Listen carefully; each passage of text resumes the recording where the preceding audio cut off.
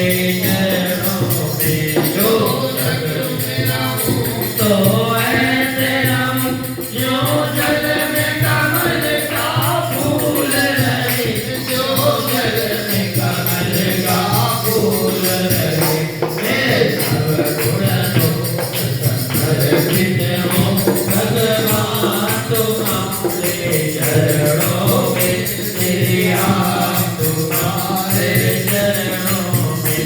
यदि मानव का मुझे जन्म मिले तो तब चरणों का पुजारी बनूं, तो तब चरणों का पुजारी बनूं।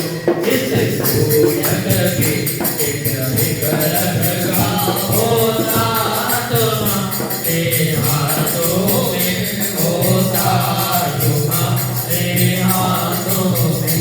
जब जब संसार का कैदी बनूं, इस काम भाव से कर्म करूं, इस काम भाव से कर्म करूं।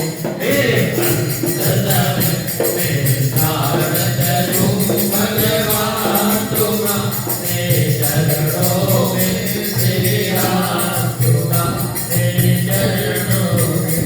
मुझे में तुझे में भेद यही, मैं नर हूँ तुम नारायण हो, मैं नर हूँ तुम नारायण हो।